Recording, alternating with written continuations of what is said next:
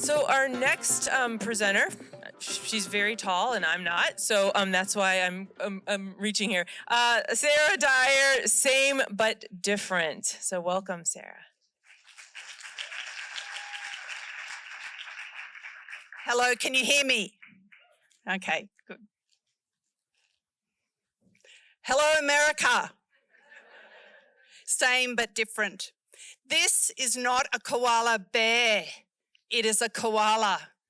It is a marsupial that kicks its young out early and stuffs it in a pouch. This is a beautiful bear. It lives in America. It can kill you. Same but different. I based this presentation on the words of socialist and political activist George Bernard Shaw, who talked about two people separated by a common language. But today I'm going to talk about Australia and America. Aussies have an annoying rising pitch in our speech pattern. It happens at the ends of all our sentences. My American husband often asks, "Is that a question?" And I say, "No, I'm talking.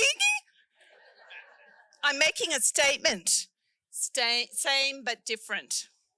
If my husband asks me if I want to go out, I say, "Yeah, nah, yeah."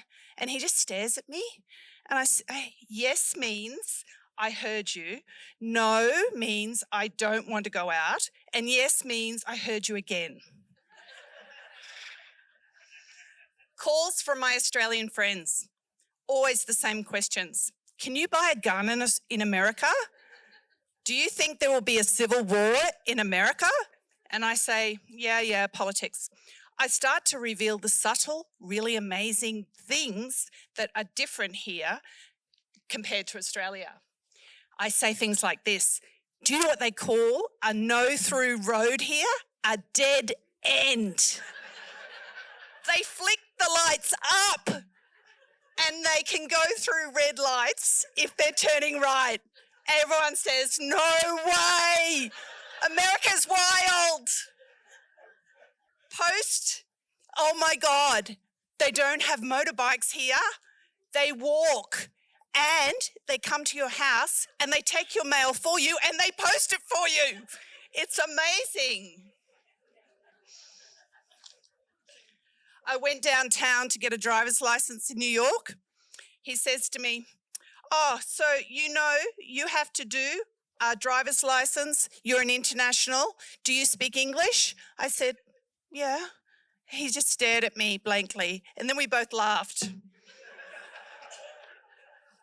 I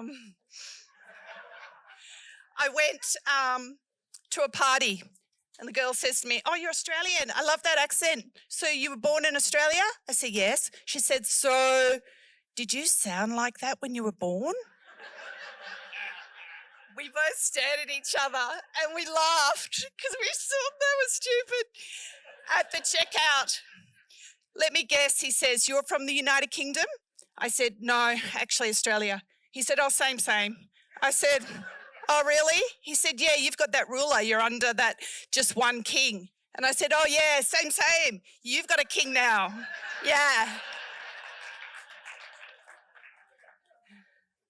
At the shops, "Where can I find," and they always say, "It's going to be down there on aisle 4, bottom shelf." I said, "What do you mean it's going to be? Is it there right now? Is it on the shelf right now? It's going to be on the bottom shelf when I get there?" This is magic. Real estate shopping in New York. We don't have basements in Australia. I said to my American husband, "They are growing drugs in the basements. In New York, it's wild." The real estate agent said, "They're tomato seedlings, darling." I said, "Okay, wow." I started going to a storytelling group in New York. Someone told a story about walking along with their fanny pack. You can't say that in Australia. It's a very different body part. Google it. I went back to the wild storytelling group. Someone told a story about selling his parents. Why would you sell your mother and father? I listened to the whole story. I got so lost. And then right at the end, he started making parrot sounds. Parrots. Yeah. People meet, but they need a spare chair. The American. We don't have a chair. They have a chair. We should get that chair. Ask them for that chair. Could we have your chair, please? You may have the chair. Thank you. You're welcome. Formal, clear, direct, polite. In Australia, there are no words. We just grab a chair. We don't even say anything. Same but different. Passing in front of someone. The American. Excuse me, could I please just pass in front of you? Of course, thank you. You're welcome. Formal, clear, direct. The Australian. There's no language.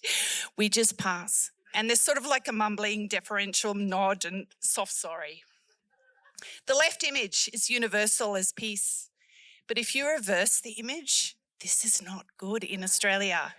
The other day, someone said, do you want 2 cookies? I was like, I couldn't even look at her. Google said there were 8,000 black bears living in the Adirondack Mountains. The first thing I did when I got here, I asked for bear spray. He said, it's going to be on the shelf at the back. It was bear attractant. To lure a bear to shoot it. I said, I want bear spray so the bear will run away. Here are both herbivores. Both are agile mammals. They hop or leap to travel.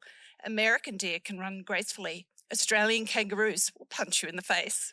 Same but different. I've studied humans my whole life, lived all over the world. They confuse, irritate, surprise, and sometimes shock me. But the one thing I've learned is that I agree with Dr. Angelo. If we're gentle with each other, we stand together. In diversity, there is beauty and there is strength. Thank you.